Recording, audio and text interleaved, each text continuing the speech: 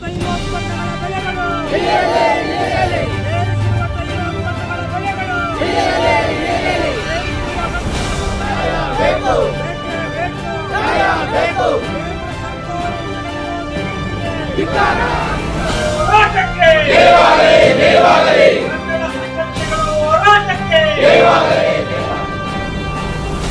ಆತ್ಮೀಯ ಎಲ್ಲ ನನ್ನ ಕನ್ನಡ ಪಕ್ಷದ ಬಂಧುಗಳೇ ಮತ್ತು ವಿವಿಧ ಕನ್ನಡ ಸಂಘ ಸಂಸ್ಥೆಗಳ ಮುಖಂಡರೇ, ರೈತ ಸಂಘದ ಮಿತ್ರರೇ, ಮಾಧ್ಯಮದ ಮಿತ್ರರೇ,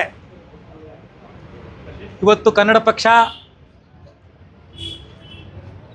ಏರಿಸಿರ್ತಕ್ಕಂಥ ತೈಲೋತ್ಪನ್ನಗಳ ಬೆಲೆಗಳನ್ನು ಇಳಿಸಬೇಕು ಅಂತಕ್ಕಂಥ ಒಂದು ದೃಷ್ಟಿಯಲ್ಲಿ ಇಟ್ಕೊಂಡು ಈ ಒಂದು ಕೇಂದ್ರ ಸರ್ಕಾರದ ಜನವಿರೋಧಿ ನೀತಿಯನ್ನು ಖಂಡಿಸಿ ಪ್ರತಿಭಟನೆಯನ್ನು ಮಾಡ್ತಿದ್ದೀವಿ.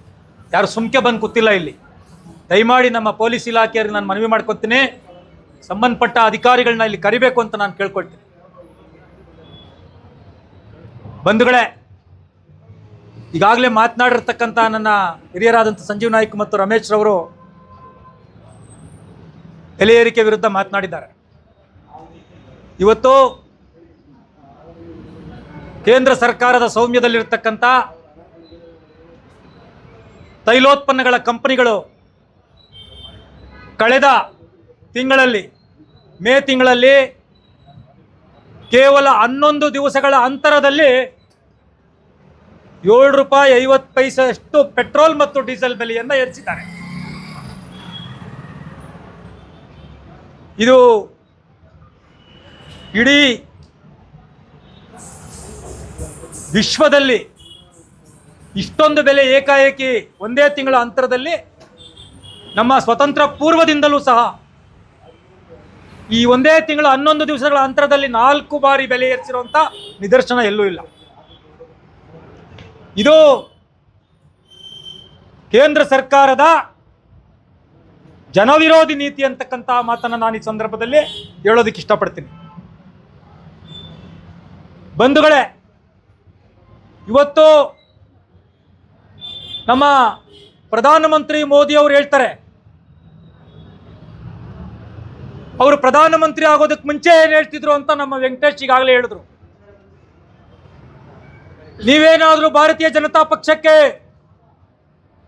ಅಧಿಕಾರವನ್ನು ಕೊಟ್ಟರೆ ಬೇರೆ ಬೇರೆ ದೇಶಗಳಲ್ಲಿ ಭ್ರಷ್ಟರಿಕ್ಕಿರ್ತಕ್ಕಂಥ ಕಪ್ಪು ಹಣವನ್ನೆಲ್ಲ ನಾವು ತಗೊಂಡ್ಬಂದು ತಲಾ 15 ಲಕ್ಷ ರೂಪಾಯಿ ಈ ದೇಶದ ಪ್ರಜೆಯ ಏನು ಬ್ಯಾಂಕಿನ ಖಾತೆಗಳಿಗೆ ಜಮಾ ಕೊಡ್ತೀವಿ ಅಂತ ಹೇಳಿದ್ರು. ಪ್ರತಿಯೊಬ್ಬರಿಗೂ ತಲಾ, ಅದನ್ನೇ ನಾನು ಹೇಳಿದ್ದು. ಇದುವರೆಗೂ 12 ವರ್ಷ ಆಯಿತು ಸ್ವಾಮಿ ಇವರು ಅಧಿಕಾರಕ್ಕೆ ಬಂದು. ಇಲ್ಲ, ಪ್ರತಿ ವರ್ಷ 2 ಕೋಟಿ ಉದ್ಯೋಗ ಸೃಷ್ಟಿ ಮಾಡ್ತೀನಿ ಅಂತ ಹೇಳಿದ್ರು. ಎಷ್ಟೋ ಕಂಪ್ನಿಗಳು ಮುಚ್ಕೊಂಡು ಹೋಗ್ಬಿಟ್ವು ಪಾಪ. ಯಾಕೆಂದ್ರೆ ಇವರು ರೂಪಿಸುವಂಥ ಕಾನೂನುಗಳು ಇವತ್ತು ನಮ್ಮ ಕಾರ್ಮಿಕರು ಬೀದಿ ಪಾಲಾಗಿದ್ದಾರೆ ಬಹುತೇಕ ಜನ. ಇನ್ನು ರೈತರ ಸಮಸ್ಯೆಗಳನ್ನ ತೆಗೆದುಕೊಂಡ್ರೆ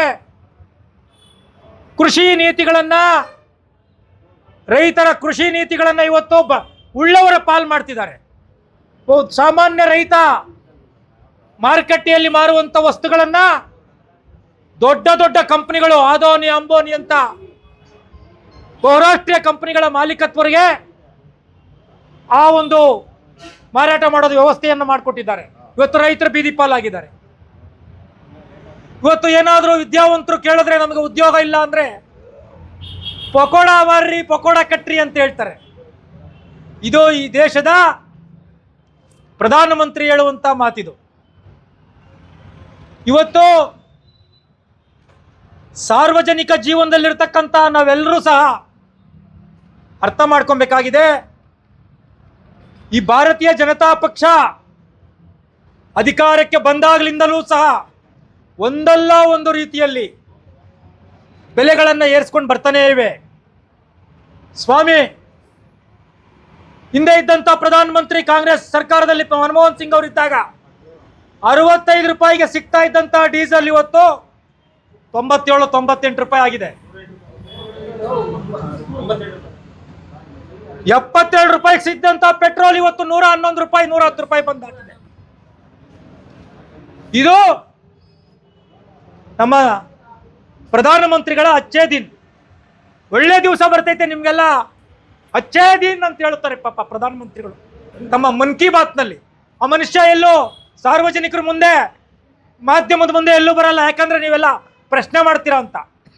ಎಲ್ಲೋ 4 ಗೋಡೆ ಮುಂದೆ ಕುತ್ಕೊಂಡು ನಮ್ಮ ನಾಯಕರು ಹೇಳ್ದಂಗೆ ಕೇವಲ ಅವರು ಸಾಕೊಂಡವರಲ್ಲ, ಮಾಧ್ಯಮದವರು ಅವ್ರನ್ನ ಕೊಂಡಿಸ್ಕೊಂಡು ಮನ್ ಕಿ ಬಾತ್ನಲ್ಲಿ ದೇಶವನ್ನು ಉದ್ದೇಶಿಸಿ ಮಾತನಾಡೋದು. ಇವತ್ತು ಕಳೆದ ತಿಂಗಳು ಅಂತಾರಾಷ್ಟ್ರೀಯ ಮಾರುಕಟ್ಟೆಯಲ್ಲಿ ಕಚ್ಚಾ ತೈಲನ ಬೆಲೆ 20% ಕಡಿಮೆ ಆಗಿದೆ. ಎಷ್ಟು?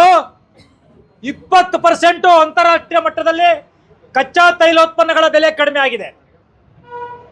ಕೇವಲ 5% ಕಚ್ಚಾ ತೈಲಗಳ ಬೆಲೆ ಏರಿಕೆ ಆದ್ರೆ ರಾತ್ರೋರಾತ್ರಿ, ಬೆಳಗ್ಗೆವರೆಗೂ ಕಾಯೋದೇ ಇಲ್ಲ, ರಾತ್ರೋರಾತ್ರಿ ಪೆಟ್ರೋಲ್ ಡೀಸೆಲ್ ಅಡಿಗೆ ಗ್ಯಾಸ್ ಮೇಲೆ ಏರಿಕೆ ಮಾಡ್ತಾರೆ.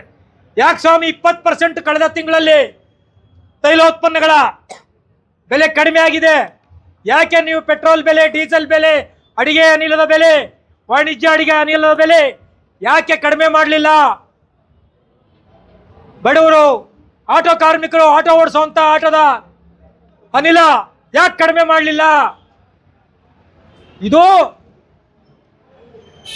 ಈ ದೇಶದ ಜನರ ಮೇಲೆ ಇರ್ತಕ್ಕಂಥ ಪ್ರಧಾನಮಂತ್ರಿಗಳು ಏನು ಈ ದೇಶದ ಜನರ ಮೇಲೆ ಹೇಳ್ತಿರ್ತಾರಲ್ಲ, ನಾನಿರೋದೇ ಈ ದೇಶಕ್ಕೋಸ್ಕರ, ಅಂಧಭಕ್ತರು ಹೇಳ್ತಾರೆ. ಮೋದಿ ಹುಟ್ಟಿರೋದೇ ಈ ಭಾರತ ದೇಶದ ಸರ್ವಾಂಗೀಣ ಅಭಿವೃದ್ಧಿಗೆ ಅಂತ ಹೇಳ್ತಾರೆ. ಇದೇನೋ ಅಭಿವೃದ್ಧಿ? ಯಾಕಪ್ಪ ಮತ್ತೆ 5 ರೂಪಾಯಿ ಜಾಸ್ತಿ ತೈಲೋತ್ಪನ್ನಗಳ ಬೆಲೆ ಜಾಸ್ತಿ ಆದರೆ ಸಾವಿರಾರು ಕೋಟಿ ನಷ್ಟ ಆಗ್ತಾ ಐತೆ ತೈಲೋತ್ಪನ್ನಗಳ ಕಂಪ್ನಿಗಳಿಗೆ ಅಂತ ಹೇಳ್ಬಿಟ್ಟು ರಾತ್ರೋರಾತ್ರಿ ನೀವು ಬೆಲೆ ಜಾಸ್ತಿ ಮಾಡುವಂಥ ಜನ 20% ಇವತ್ತು ಕಡಿಮೆ ಆಗಿದ್ರು ಸಹ ಯಾಕೆ ಬೆಲೆ ಕಡಿಮೆ ಮಾಡಿಲ್ಲ? ಇದೇನಾ ನೀವು ಜನರ ಮೇಲೆ ಇಟ್ಕೊಂಡಿರ್ತಕ್ಕಂಥ ವಿಶ್ವಾಸ?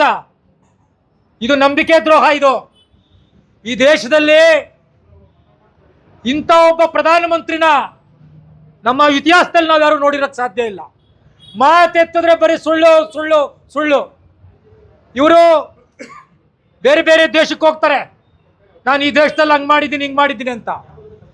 ಈ ದೇಶದಲ್ಲಿ ಇರ್ತಕ್ಕಂಥ ಕೊಳಗೇರಿಗಳು ಬೇರೆ ಯಾವ ದೇಶದಲ್ಲೂ ಇಲ್ಲ, ಬೇರೆ ಯಾವ ದೇಶದಲ್ಲೂ ಇಲ್ಲ. ಬೇರೆ ದೇಶದ ಪ್ರತಿನಿಧಿಗಳೇನಾದರೂ ಈ ದೇಶಕ್ಕೆ ಬಂದರೆ ಅಲ್ಲಿ ಕೊಳಗೇರಿ ಇದ್ರೆ ದೊಡ್ಡದಾದಂಥ ಒಂದು ಗೋಡೆಯನ್ನು ನಿರ್ಮಿಸ್ತಾರೆ, ದೊಡ್ಡ ಗೋಡೆ ಆ ಕೊಳಗೇರಿಗೆ. ಆ ಕೊಳಚೆ ಪ್ರದೇಶ ಕಾಣಿಸ್ಬಾರ್ದು ಆ ಬೇರೆ ದೇಶದಿಂದ ಬರುವಂಥ ಪ್ರತಿನಿಧಿಗಳಿಗೆ. ಇದು ಇವರ ಅಭಿವೃದ್ಧಿ. ಬಂಧುಗಳೇ, ಇವತ್ತು ಮಾತನಾಡಿದ್ರೆ ಸಾಕಷ್ಟು ವಿಚಾರಗಳಿವೆ, ಒಂದಲ್ಲ ಎರಡಲ್ಲ. ನಮ್ಮ ಕರ್ನಾಟಕ ಸರ್ಕಾರದ ವಿರೋಧ ಪಕ್ಷದ ನಾಯಕ ಆಗಿರ್ತಕ್ಕಂಥ ಅಶೋಕ್ ಹೇಳ್ತಾರೆ, ತೈಲೋತ್ಪನ್ನಗಳ ಬೆಲೆ ಏರಿಕೆ ಆಗಿರೋದ್ರಿಂದ ನಮ್ಮ ಕರ್ನಾಟಕ ರಾಜ್ಯಕ್ಕೆ ಮೌಲ್ಯವರ್ಧಿತ ತೆರಿಗೆ 6,000 ಕೋಟಿ ಹೆಚ್ಚಿಗೆ ಬರ್ತೈತೆ ಅಂತ ಹೇಳ್ತಾರೆ. ನಾಚಿಕೆ ಆಗೋದಿಲ್ಲ ಈ ಅಶೋಕ್ಗೆ? ನಾಚಿಕೆ ಆಗೋದಿಲ್ಲ? ಈ ರಾಜ್ಯ ಸರ್ಕಾರ ಏನಾದರೂ ತೆರಿಗೆ ವಿಧಿಸಿದ್ರೆ ವಿರೋಧ ಮಾಡಿ ತೆರಿಗೆ ಇಳಿಸ್ಬೇಕು ನೀನು ಅಂಥದ್ದು. ಕೇಂದ್ರ ಸರ್ಕಾರ ತೆರಿಗೆ ಹಾಕಿದ್ರೆ ರಾಜ್ಯ ಸರ್ಕಾರಕ್ಕೆ ಆದಾಯ ಬರ್ತೈತೆ ಅಂತ ಹೇಳ್ತೀಯಲ್ಲ. ರಾಜ್ಯ ಸರ್ಕಾರದವ್ರೆ